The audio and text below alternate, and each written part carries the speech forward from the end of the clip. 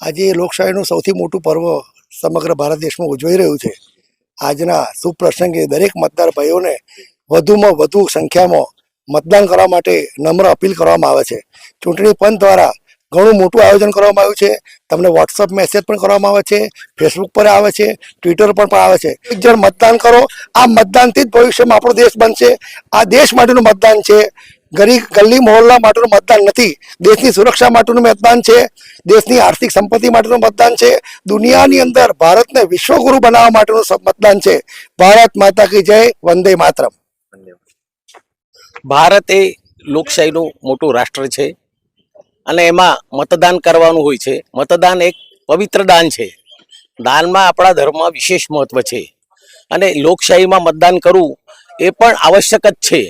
આપણે જોઈએ કે મારા એક વોટથી શું થાય, પણ આપણે જાણીએ છીએ કે કર્ણાવતીમાં મેયરની ચૂંટણીમાં સરદાર વલ્લભભાઈ પટેલ એક વોટથી રહી ગયા હતા. એટલે દરેક જણે આપણું આ પવિત્ર કાર્ય છે મતદાન એ કરવું જોઈએ અને વહેલામાં વહેલા તકે મતદાન કરીને આપણું રાષ્ટ્રીય ફરજ પૂરો કરવું જોઈએ, અદા કરવું જોઈએ. અસ્તુ. આજના લોકશાહીના મોટા પર્વ દિવસે સૌ મતદારોને અમારી નમ્ર વિનંતી છે કે આજે સૌ મતદારો ઘરે ના બેસી રહે અને તાપને જોયા વગર સૌ મોટા એમાં મતદાન કરે.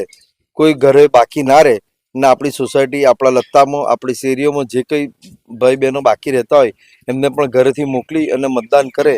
દેશના હિત માટે છે. દેશનું આ મોટો પર્વ છે જેનાથી આપણે દેશના વડાપ્રધાનની ઉમેદવારીને વોટિંગ કરવાનું છે. તો આમાં સૌ લોક ભાગીદાર બને એવી મારી સૌને નમ્ર અપીલ છે.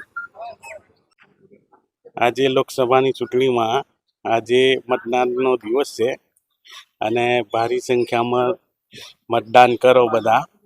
મારે મતદાતાઓને એ વિનંતી છે, બહુ સંખ્યામાં મતદાન કરો. મત એ આપણો અધિકાર છે.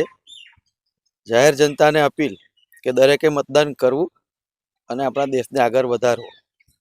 આ સૌ જનજનને અપીલ છે કે ભાઈ અમે તો સવારે વહેલા ઉઠીને મતદાન કરી દીધું છે. તમે પણ પોતાના ઘરોમાંથી વહેલી તકે બહાર આવો અને મતદાન અવશ્ય કરો. એ સંદર્ભે આજના પવિત્ર દિવસે મતદાન કરવું જરૂરી છે. આજનો પર્વ છે. ઉત્સાહ અને ઉમંગથી મતદાન કરવું સૌને એવી મારી અપીલ.